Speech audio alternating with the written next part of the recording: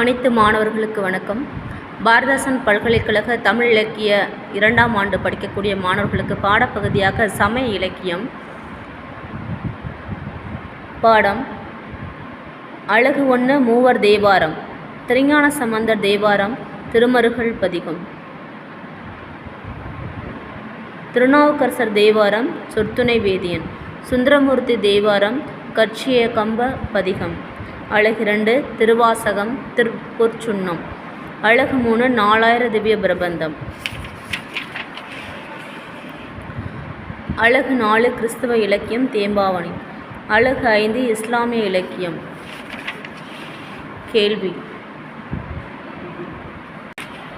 பக்தி இலக்கியம் பல்லவர் காலத்தில் தோன்றியது. பக்தி இலக்கியத்தில் பாடப்படும் பாவினங்கள் தாளிசை, துறை விருத்தம்.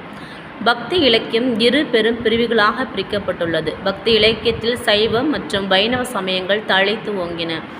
சைவத்தின் கடவுளாக போற்றப்படக்கூடியவர் சிவபெருமான். சிவபெருமானை வழிபடக்கூடிய அடியார்களின் பெயர் என்னென்றால் நாயன்மார்கள். நாயன்மார் 63 வகை ஆவார். 12 திருமுறைகள் நம்பியாண்டார் நம்பி அவர்களால் தொகுக்கப்பட்டது. 12 திருமுறைகளில் கூறப்படும் நாயன்மார்கள் 27 பேர் பாடப்பட்டுள்ளார்கள். 12 திருமுறைகள் சைவ சமயத்தை சார்ந்தவை.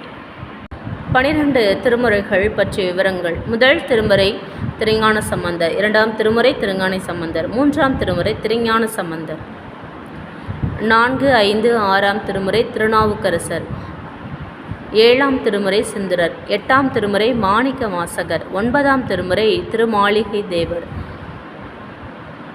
உள்பட 9 பேர் ஆவார். திருமாளிகை தேவர், சேந்தனார், கருவூர் தேவர், திருப்பூந்துருத்தி, காடநம்பி, கண்டராதித்தர், வேணாட்டடிகள், திருவாளி அமுதனார், புருடோத்த நம்பி, சேதிராயர்.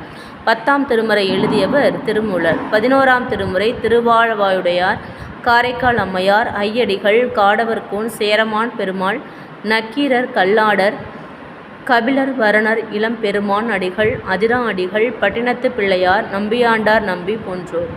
12ஆம் திருமுறையை பாடியவர் திருத்தொண்ட புராணத்தின் ஆசிரியர் சேக்கிழார்.